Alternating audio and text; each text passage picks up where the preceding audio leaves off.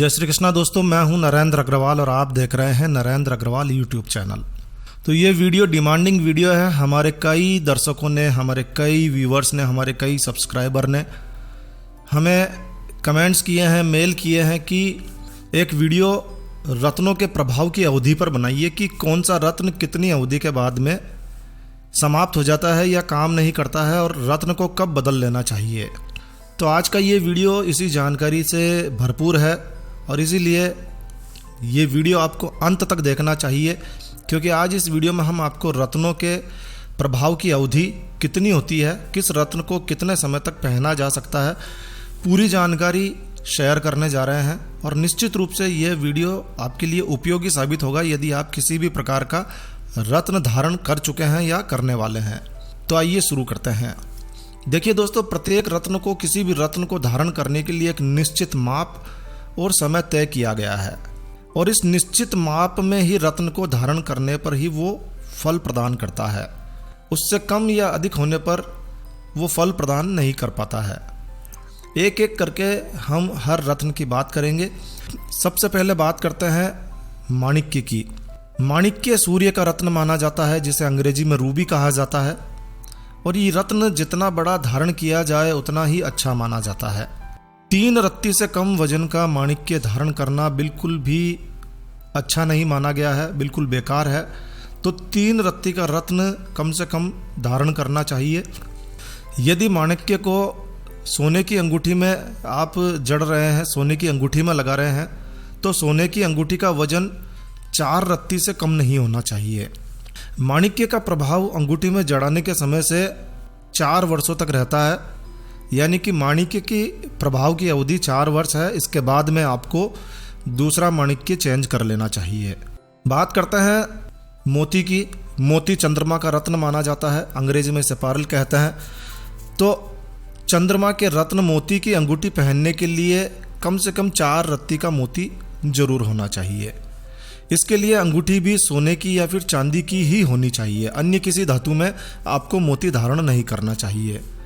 सोने या चांदी की अंगूठी का वजन भी 4 रत्ती से कम नहीं होना चाहिए और मोती जब तक टूटता नहीं है, फटता नहीं है, जब तक उसकी आभा बनी रहती है तब तक उसका प्रभाव बना रहता है। यानी कि मोती जब तक टूटे फूटे नहीं, आप उसे धारण कर सकते हैं। इसके लिए कोई निश्चित अवधि नहीं है।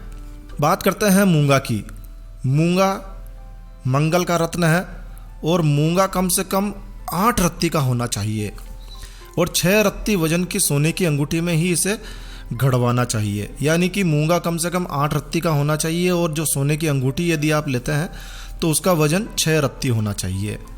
इससे ज़्यादा वजन हो तो और अधिक अच्छा है। इसका प्रभाव मूंगा धारण करने की तारीख से 3 वर्ष 3 दिन तक रहता है। इसके बाद में नया मूंगा चेंज कर लेना चाहिए, नया मूंगा धारण करना चाहिए। बात करते हैं बुध के रत्न की। बुध का रत्न है पन्ना। 3 रत्ती का पन्ना कम प्रभावशाली माना जाता है, 6 रत्ती का पन्ना मध्यम प्रभावशाली माना गया है और 6 रत्ती से ज़्यादा पन्ना प्रभावशाली माना जाता है। तो यदि आप पन्ने का पूरा प्रभाव लेना चाहते हैं तो कम से कम 6 रत्ती से अधिक होना चाहिए। पन्ना को भी सोने की अंगूठी में जड़वा कर ही पहनना चाहिए और पन्ने की जो अवधि है वो, इसका प्रभाव जो है वो 3 वर्षों तक रहता है। इसके बाद में आपको ये रत्न चेंज कर लेना चाहिए। बात करते हैं पुखराज की। पुखराज बृहस्पति का रत्न माना गया है। पुखराज कम से कम 4 रत्ती का होना जरूरी है, इससे कम का नहीं होना चाहिए।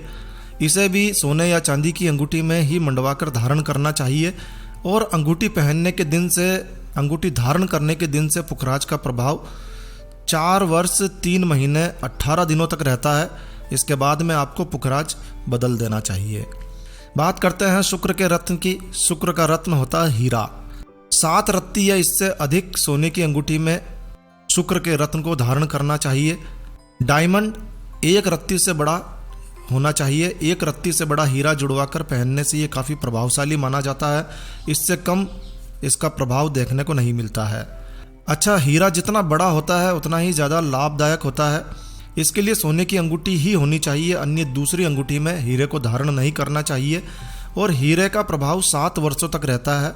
इसके बाद में आपको बदल देना चाहिए। बात करते हैं शनि के रत्न की। शनि का रत्न होता है नीलम। नीलम कम से कम 4 रत्ती वजन का होना चाहिए। इससे अधिक वजन का भी हो तो काफ़ी अच्छा है। जितना अधिक वजन का लेंगे ज़्यादा प्रभावशाली होगा। नीलम को पंच धातु में या फिर लोहे की अंगूठी में धारण करना चाहिए, क्योंकि शनि का जो धातु है वो लोहा है। लोहे की अंगूठी में आप नीलम धारण कर सकते हैं या फिर पंच धातु में भी आप धारण कर सकते हैं। वैसे सोने की अंगूठी में भी आप नीलम को धारण कर सकते हैं और नीलम धारण करने के दिन से 5 वर्षों तक अपना प्रभाव बनाकर रखता है। इसके बाद में इसका प्रभाव समाप्त हो जाता है, तो आपको 5 वर्षों के बाद में दूसरा नीलम धारण कर लेना चाहिए। बात करते हैं गोमेद की। गोमेद राहु का रत्न माना जाता है और गोमेद कम से कम 4 रत्ती के वजन का होना चाहिए। इसको भी चांदी की अंगूठी में मुंडवा कर पहन सकते हैं। जो अंगूठी आप बनवाएं वो 4 रत्ती से कम नहीं होनी चाहिए। गोमेद का प्रभाव 3 वर्षों तक रहता है। इसके बाद में गोमेद दूसरा चेंज कर लेना चाहिए। बात करते हैं केतु के रत्न की। केतु का रत्न होता है लहसुनिया यानी कि कैटाई।